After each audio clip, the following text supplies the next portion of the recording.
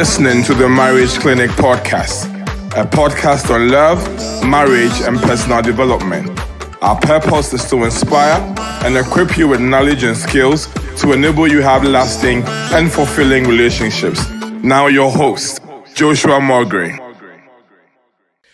Good evening from Ghana. We're recording in the evening, but you may be listening to it at any time. You may be listening to it a year from now or a month from now. This is the Marriage Clinic podcast, a podcast on love, marriage, and your personal development. And I am your host. I count it a privilege to be your host. My name is Dr. Joshua Morgray, but I love to be called Uncle Josh. Yes, the reason I like being called Uncle Josh is quite simple.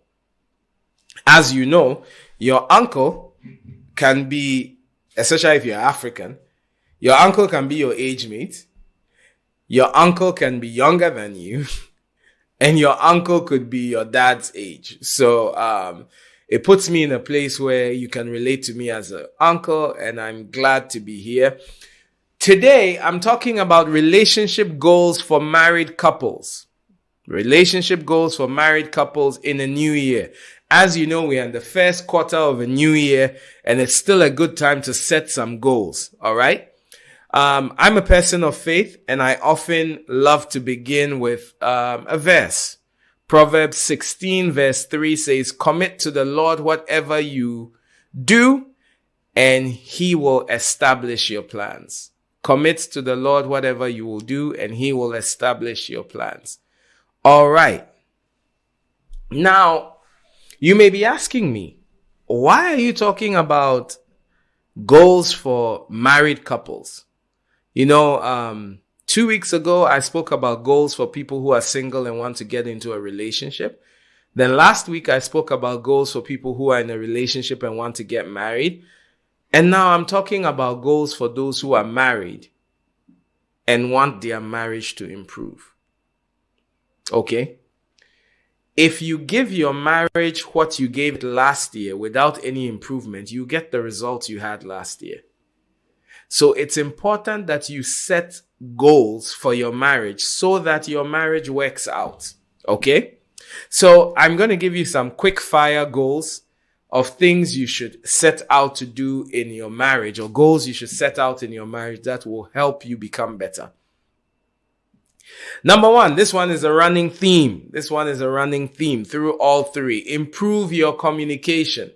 Number one, improve your communication. Practice active listening by giving your full attention to your husband or your wife when they are talking. And be willing to paraphrase what they have said and repeat it to them. So if she goes on and on about how the kids were naughty today and so on and so forth, paraphrase and say, "You've had a stressful day because being with the kids all day today at home was challenging because they got in the way of everything you wanted to do." Work on expressing empathy. Empathy is putting yourself in the person's shoes. All right?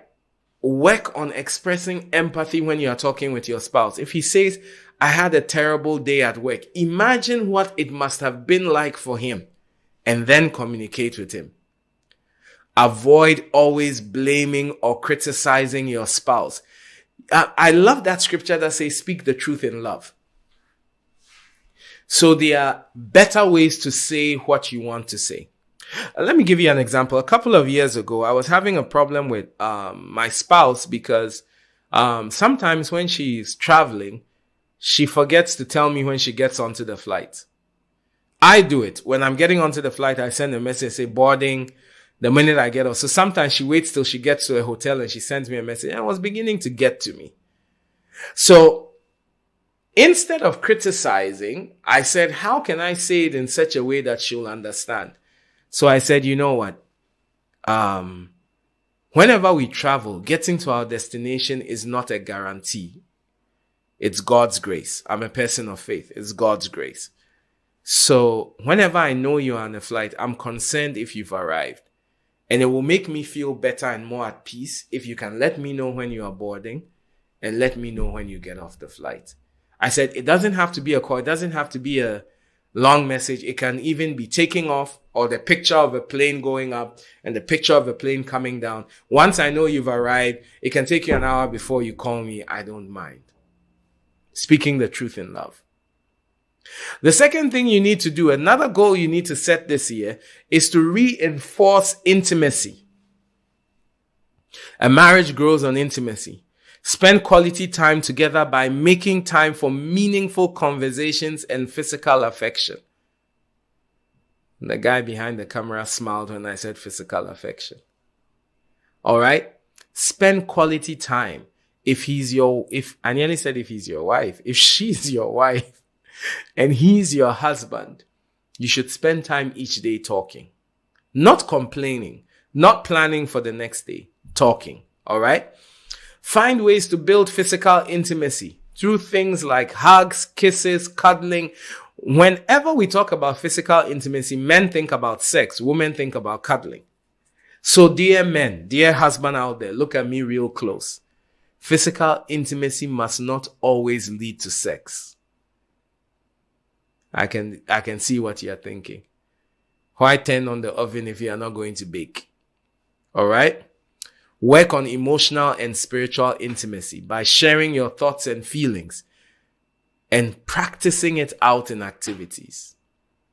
Which brings me to number 3, strengthen your trust. Foster open and honest communication by encouraging each other to speak transparently. You should be able to talk with each other without fearing how the person will react. So when he says something you don't like, you don't say talk to me and then respond with being cold. Or you don't say talk to me, you encourage her to talk to you and you respond with getting angry and losing your temper. You need to strengthen trust. You need to strengthen transparency. If your marriage has grown to a point where you can exchange passwords and give each other access, that is great. But I say the marriage should have grown to the point. Can I trust that when you look at my phone, you won't go attacking people because you don't understand the context? I know a lady who called and blasted. I use blast to mean she was ranting, she was raving, she was insulting. Her husband's new boss, because she thought that was a girl reaching out. Nah, you don't jump the gun like that. So strengthen trust. Encourage mutual respect and understanding. Which brings me to number 4. Manage conflict constructively. There is no couple that will not have quarrels and fights.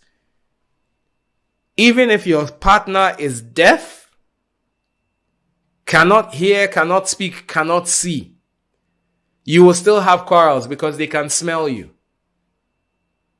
Okay? So manage conflict constructively. Develop healthy conflict resolution strategies. All right? As a couple, how do we solve our issues? Avoid harmful patterns or behaviors such as yelling, that's shouting, name calling, use of abusive language, and physical aggression. Manage conflict constructively. And where it is escalating, seek help. All right? The next one is build financial stability. Look, a marriage is better when you've sorted out your financial issues. I'm not going to lie. You need to sit down and set some financial goals for the year. How much are we saving? What are we cutting back on? How can we get extra sources of income? Do we need to cut back on some things? Sometimes cutting back means moving to a smaller house. The kids are still young. They can pair up in the same room. So you have 2 young kids under the age of 5 or under the age of 10. They can still pair up in the same room for a while. So you need to set and work towards shared financial goals such as savings, investment, and purchases. Are you buying a Louis Vuitton bag without his knowledge?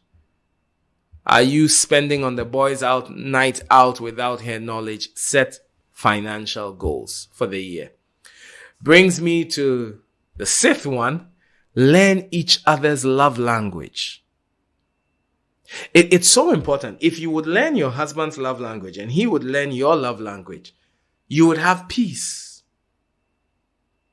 Remember that the way you feel love is not the way your partner feels love. There are 5 love languages. You can go learn about them. But the way you feel love is not the way he feels love. So find out what works for him. For some husbands, all they want is words of affirmation. So once you are able to say things like, you've done well, you help us so much, I really appreciate what you've done, they will love you to the moon and back. And there are some people who want quality time.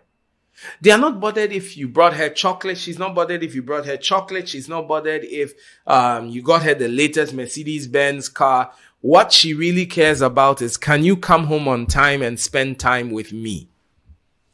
So discover your partner's love language this year and work towards it. Number 7, this is the Marriage Clinic Podcast, a podcast about love, marriage, and personal development. And I am Uncle Josh. Number 7, plan for the future. You've been married for a couple of years. Where are the children going to go to school? When are you guys going to go back to school? What investments are you going to make? Because life is lived in phases. What are we going to do when all the children go to school and it's just you and I in the house?